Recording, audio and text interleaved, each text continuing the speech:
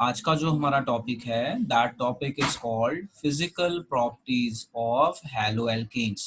ठीक है जी, हम बेसिकली हैलो एल्केन्स की ही बात कर रहे हैं। हैलो एरीन्स का आपका आगे आ जाएगा।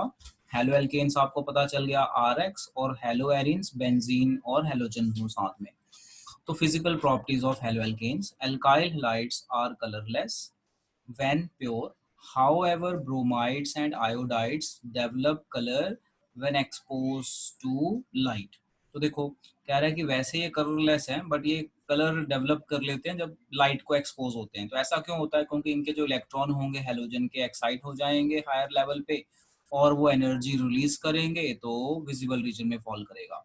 When many volatile halogen compounds have sweet smell, तो वॉलेटाइल हेलोजन कंपाउंड्स होते हैं जिनके वेपर्स बन जाएं, वो हेलोजन कंपाउंड जिनके वेपर बन जाएं, दे आर मोस्टली कह रहा है स्वीट स्वीट।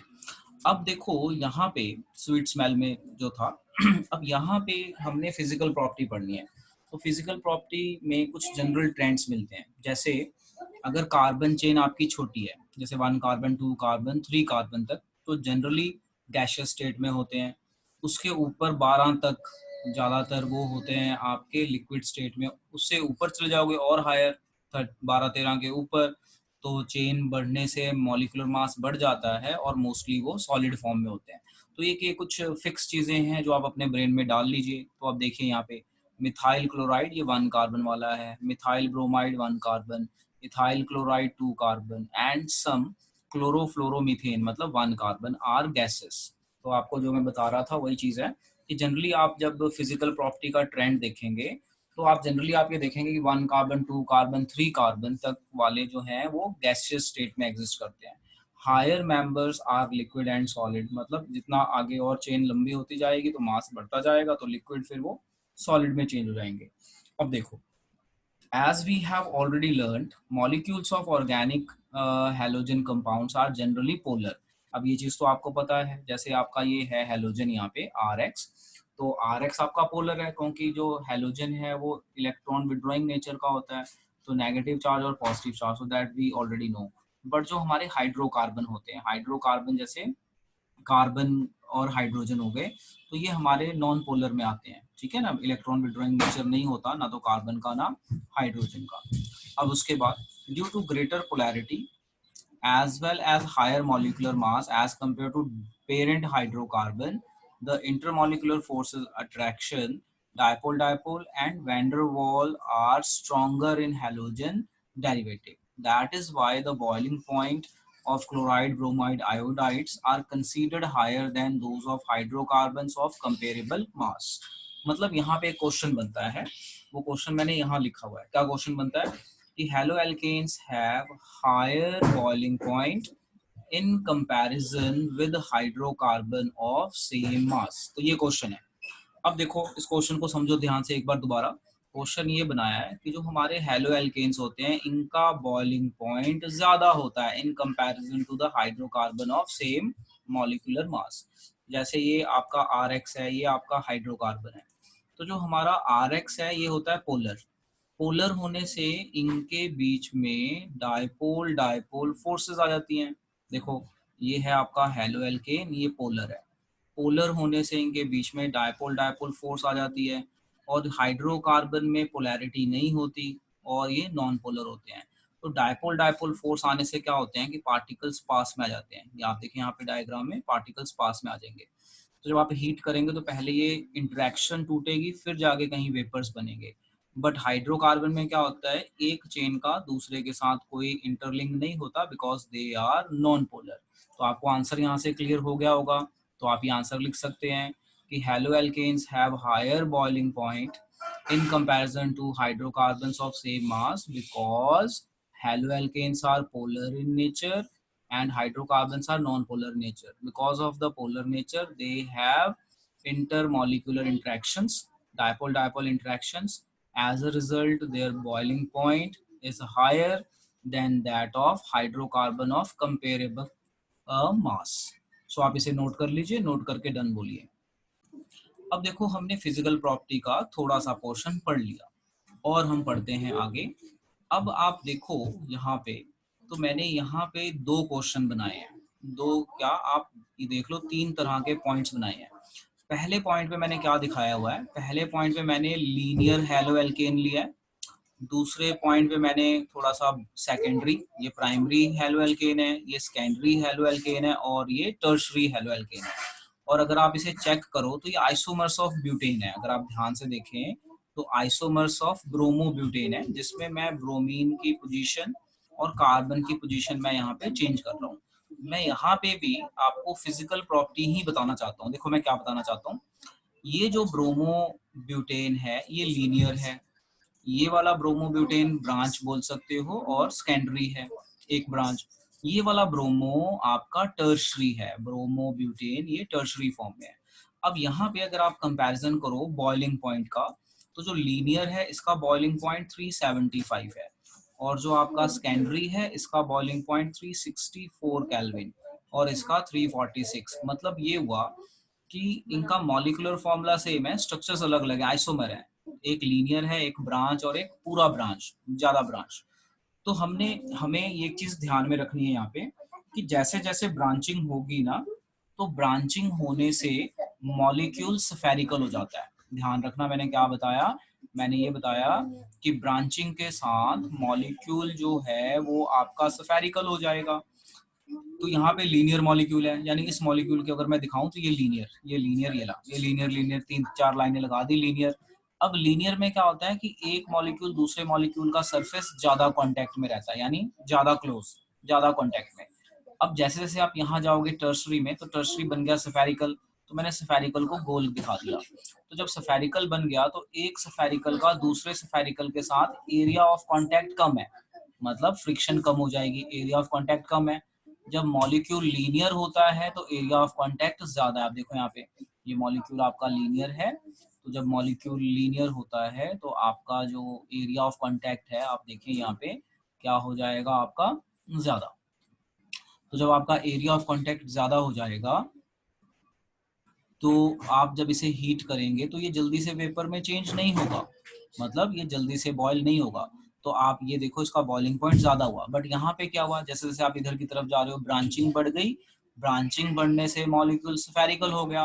तो जब मॉलिक्यूल स्फेरिकल शेप अक्वायर कर ले तो उसका एरिया ऑफ कांटेक्ट कम हो जाता है। तो जब आप हीट करोगे तो ये जल्दी वेपर में चेंज हो जाएगा, क्योंकि एरिया ऑफ कांटेक्ट कम है, and will change into vapour. इसलिए ब्रांच्ड चेन का, ब्रांच्ड मॉलिक्यूल का बॉइलिंग पॉइंट कम होता है और लीनियर का ज्यादा होता है। तो एक तो कंसेप्ट ये भी है, और एक कंसेप्ट मॉलिक्यूलर मास का भी होता है जो हम आगे पढ़ेंगे। अभी आप इन कंपैरिजन में इसको समझ जाइए।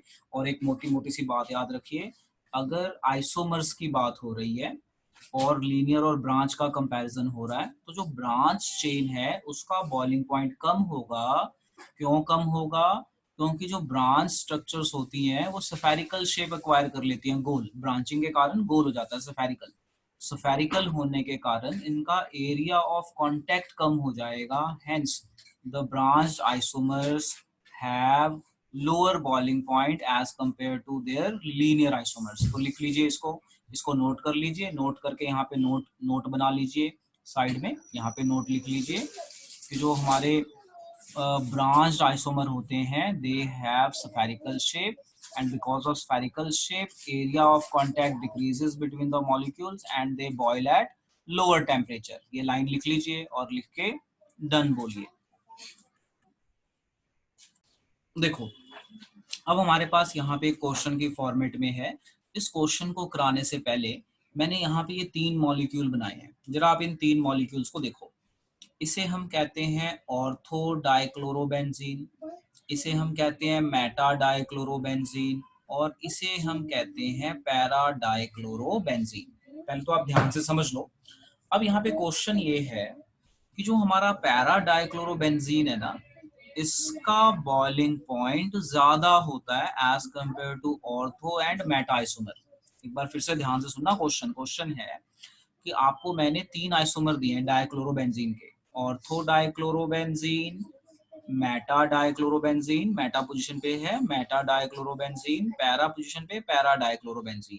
जो आपका पैरा डाइक्लोरोबेंजीन है इसका बॉइलिंग पॉइंट ज्यादा होता है। क्यों होता है? देखो जरा ध्यान से समझना, मैंने इसको ना अंडरलाइन भी किया हुआ है, अपना हाईलाइट किया हुआ है। अगर आप इसकी शेप कंपेयर करो इन दोनों के साथ, तो जो आपका पैरा डाइक्लोरोबेंजीन है ना, ये लीनियर है। लीनियर मतलब सीधे सीधे डंडे की तरह। ये देखो मैंने यहाँ पे सीधे सीधे डंडे बनाए हैं। तो जब ये इसको आप किसी कंटेनर में डालोगे तो इसकी शेप सीधी होने के कारण इसके ज्यादा मॉलिक्यूल कम एरिया में आ जाएंगे और एरिया ऑफ कांटेक्ट ज्यादा होगा। देखो बिल्कुल लीनियर लीनियर है, ये बिल्कुल लीनियर की तरह दिखता है ना डंडे की तरह। तो बिल्कुल लीनियर लीनियर होने के कारण इनका शेप ऑफ कांटेक्ट जो है ज्यादा हो जाएगा बिकॉज ऑफ शेप। बट जो हमारे ऑर्थो और पैरा है वो थोड़े से ऐसे टेढ़े से। तो जब इनको हम कंटेनर में डालेंगे तो ये पास नहीं आ पाएंगे because of its shape. Shape linear नहीं है, शेप के साथ कुछ ब्रांच बनी हुई है, तो वो जो ब्रांच है ना वो दूसरे मॉलिक्यूल को पास में नहीं आने देती। ऐसा ही मैटा में होता है। देखो मैटा में इस तरह से ब्रांच निकली हुई है, तो मॉलिक्यूल पास नहीं आ पाएंगे। तो मॉलिक्यूल पास नहीं आ पाएंगे तो एरिया ऑफ कांटेक्ट कम हो जाएगा, बट यहाँ पे एरिया ऑफ कांटेक्ट ज्यादा है। इसे कहते हैं क्रिस्टल लैटिस में बहुत अच्छे से अरेंज होना। लीनियर शेप होने को कहते हैं क्रिस्टल लैटिस में बहुत अच्छे से फिट होना। अच्छे से फिट होने के कारण इनकी बॉन्डिंग स्ट्रांग हो जाएगी और पैरा आइसोमर का बॉइलिंग पॉइंट ज्यादा होगा। अब मैं इसका आंसर पढ़ता हूँ, जरा समझ लेना। तो इसको एज सच नोट करना है। देखो, boiling point of isomeric dihalobenzene are very nearly same, however the para isomer are high melting high melting point as compared to their ortho and meta isomer। मतलब जो आपका पैरा डाइक्लोरोबेंजीन है, इनका अगर आप मेल्टिंग पॉइंट या boiling point compare करो इन दोनों से तो इसका ज्यादा है। क्यों ज्यादा है? It is, this is main answer, it is due to symmetry of para isomer. Symmetry मतलब बिल्कुल लीनियर लीनियर है, सिमेट्रिकल, इसकी जो अरेंजमेंट है वो सिमेट्रिकल है। तो सिमेट्रिकल होने के कारण ये जब आप इसको डालोगे कहीं पे भी तो ज्यादा मॉलिक्यूल पास में आएंगे और काफी पास में आ जाते हैं, जिसे हम कहते हैं para isomer that fits in crystal lattice better. यानी ज्यादा पास आएंगे, बहुत अच्छे से फिट हो जाएंगे और पास आने से एरिया ऑफ कांटेक्ट भी बढ़ गया, तो इंटरेक्शन भी बढ़ गई as compared to ortho and meta isomer, hence they show, para isomer show higher melting point और boiling point। आप इस तरीके से इसे बोल सकते हैं। तो ये ना नोट बना के कॉपी कर लीजिए, बहुत बहुत इंपॉर्टेंट है। इस पे आप क्वेश्चन भी बना सकते हैं कि जो आपका पैरा डाइक्लोरोबेंजीन है इसका मेल्टिंग पॉइंट हाई क्यों होता है। तो आप ये आंसर लिखिए, ये डायग्राम बना लीजिए रेफरेंस के लिए। पेपर में ये डायग्राम बनाने की जरूरत नहीं है, पेपर में बस ये दो लाइनें लिखनी है। It is due to symmetry of para isomer. Symmetry का मतलब लीनियर, दैट फिट, ये फिट वाली लाइन मतलब ये लाइनें याद कर लेना, fit in crystal lattice better as compare to ortho and meta isomer. चलो बेटा इसे नोट कर लो, नोट करके डन बोलो, वेरी वेरी इंपॉर्टेंट। अब इसके बाद हमारा नेक्स्ट क्वेश्चन आता है, halo alkanes are only very slightly soluble in water. तो ये बहुत ही इंपॉर्टेंट क्वेश्चन बनता है और बहुत ही इंपॉर्टेंट। देखो क्या है, हमेशा याद रखना, अगर कोई चीज पानी में सॉल्युबल है तो वो हाइड्रोजन बॉन्ड स्ट्रॉन्ग बना रही है। याद रखना जो मैं बता रहा हूँ, ये आपने सोल्यूशन में भी पढ़ा हुआ है। और अगर कोई चीज पानी में सॉल्युबल नहीं है तो वो वाटर के साथ हाइड्रोजन बॉन्ड वीक बना रही है। ठीक है ना? तो ये कंसेप्ट आप ब्रेन में रखना। अब देखो क्या होता है, कह रहा है कि the halo alkanes are only very slightly soluble in water. अब मैंने यहाँ पे इसकी डायग्राम बनाई है, जरा ध्यान से देखो। मैंने एक कंटेनर में हेलो एल्केन लिया और एक कंटेनर में मैंने वाटर लिया, फिर मैंने इनको मिक्स किया। अब होता क्या है, जो आपका हेलो एल्केन है इनका आपस में डायपोल बॉन्ड होता है और डायपोल डायपोल इंटरेक्शन होती है। और जो आपका ये होता है वाटर, वाटर में हाइड्रोजन बॉन्डिंग होती है। अब क्या है, जो हाइड्रोजन बॉन्डिंग होती है स्ट्रांग होती है। जो वाटर के अंदर डायपोल है ना, ये हाइड्रोजन बॉन्डिंग है बेसिकली। तो अगर मैं इस डायपोल को हटा दूं और मैं सिंपल ये बोलूं कि इसमें हाइड्रोजन बॉन्डिंग होती है तो इतना भी काफी है।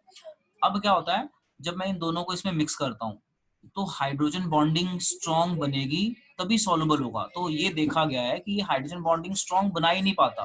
ठीक है, क्योंकि ये जो है थोड़ा सा कोवलेंट नेचर का है। जो RX है पोलर तो है बट ये थोड़ा कोवलेंट नेचर का है, तो इसके साथ हाइड्रोजन बॉन्ड स्ट्रांग नहीं बना पाता, इसलिए halo alkanes are less soluble in water. तो एक बार दोबारा देखो स्ट्रक्चर। जो हेलो एल्केन्स है they are less soluble in water. Why? तो मैंने आपको एक शॉर्टकट बताया कि जब भी कभी ऐसा क्वेश्चन आए कि इस चीज को हमने पानी में डाला, ये सॉल्युबल है या ये इनसॉल्युबल है, तो उसका जो रीजन है ना वो हाइड्रोजन बॉन्डिंग के अराउंड घूमता है। अगर कोई मॉलिक्यूल वाटर से स्ट्रॉन्ग हाइड्रोजन बॉन्ड बना ले तो सॉल्युबल है, ना बनाए तो इनसॉल्युबल है। अब आप यहाँ पे ध्यान से रखो, समझो कि ये जो है आपका हेलो एल्केन पोलर होता है और जो आपका वाटर है ये हाइड्रोजन बॉन्डिंग बनाता है। तो जब हम दोनों को मिक्स करेंगे तो जो न्यू बॉन्ड बनेंगे, न्यू हाइड्रोजन बॉन्ड, वो स्ट्रॉन्ग बनने चाहिए, तो ये स्ट्रॉन्ग बना नहीं पाता। क्यों नहीं बना पाता? क्योंकि जो RX है ना वो थोड़ा कोवलेंट नेचर का चला जाता है, इस कारण ये इसके साथ स्ट्रॉन्ग हाइड्रोजन बॉन्ड नहीं बना पाता and hence it is insoluble in water.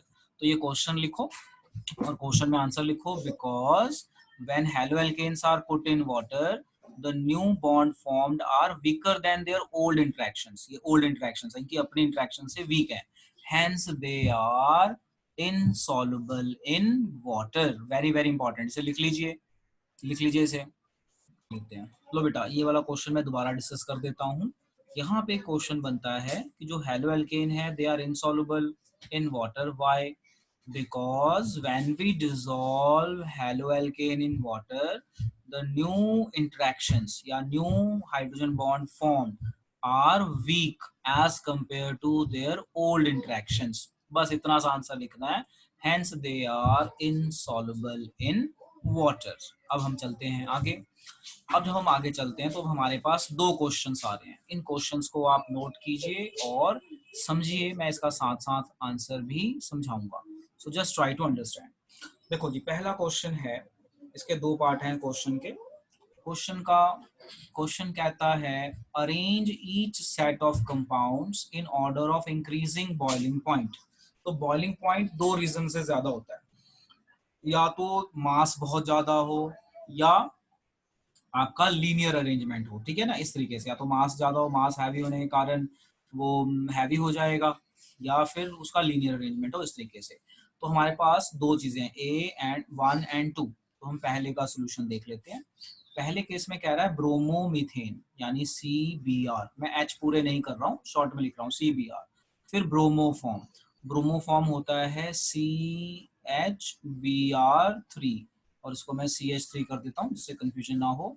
Chloromethane CH3Cl, फिर डाइब्रोमोमीथेन CH2Br2।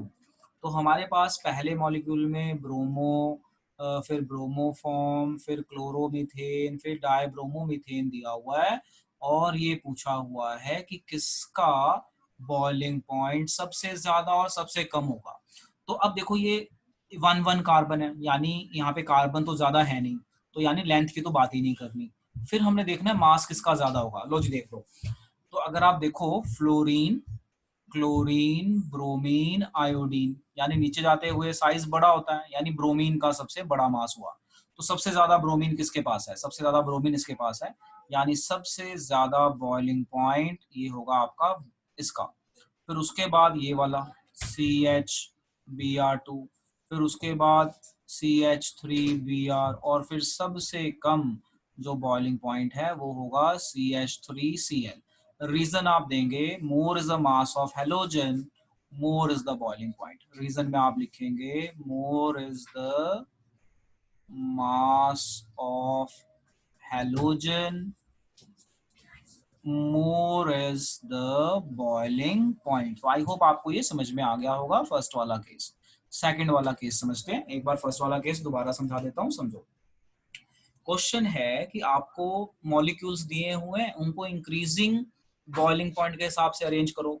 तो बॉइलिंग पॉइंट उनका ज्यादा होता है या तो जिसका मास ज्यादा हो या चेन लंबी हो।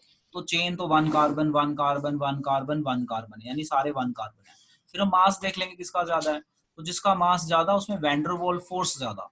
तो ये Br3 में मास ज्यादा है, फिर 2 वाला, फिर 1 वाला, और ये क्यों क्यों ज्यादा है? क्योंकि मैंने आपके सामने सीक्वेंस दिखा दी। तो ये इसको आप नोट कर लीजिए। अब अगला है क्लोरोप्रोपेन, आइसोप्रोपाइल क्लोराइड, क्लोरोब्यूटेन। अब आप यहाँ पे देखें तो यहाँ पे भी नियर अराउंड कार्बन सेम है, ठीक है। क्लोरोप्रोपेन, लो जी मैं बनाता हूँ, देखो समझो क्लोरोप्रोपेन कैसा होता है, समझना जरा ध्यान से। क्लोरोप्रोपेन, 1 क्लोरोप्रोपेन, तो 1 2 3 एक क्लोरीन लगा दिया। फिर आइसोप्रोपाइल क्लोराइड 1 2 3, ये ब्रांचिंग हो गई। फिर हमारे पास 1 क्लोरोब्यूटेन, ठीक है, 1 क्लोरोब्यूटेन, तो 1 2 3 4, और ये 4 के साथ क्लोरीन, तो ये ब्रांच हो गई, ये लंबी ब्रांच हो गई, और ये दोनों आइसोमर हो गए एक तरीके से। तो जिसकी ब्रांच ज्यादा, तो यहाँ पे कंसेप्ट लगा लो, यानी जो आपका क्लोरोब्यूटेन है 1 2 3 4 क्लोरोब्यूटेन, इसका तो बॉइलिंग पॉइंट सबसे ज्यादा होगा क्योंकि ये लंबा है। तो लंबा है तो एरिया ऑफ कांटेक्ट ज्यादा होगा। अब ये दोनों में ब्रांच कौन सा है, देखो कौन सा ब्रांच है, ये तो कॉर्नर पे है, ये ब्रांच नहीं है, ये सेंटर में ये ब्रांच है, तो ब्रांच होने से स्फेरिकल हो जाएगा, तो ये सबसे पहले आ जाएगा, ये बीच में आ जाएगा, यानी आपका आएगा 1 2 3 Cl, और फिर आ जाएगा आपका 1 2 और 3 और सेंटर में Cl, और साइड में आप लिख देंगे branching decreases boiling point, side में आप लिख देंगे ब्रांचिंग डिक्रीजेस बॉइलिंग पॉइंट। लो बेटा नोट कर लो, आज हम इतना ही करेंगे और अगली क्लास में करेंगे केमिकल रिएक्शंस।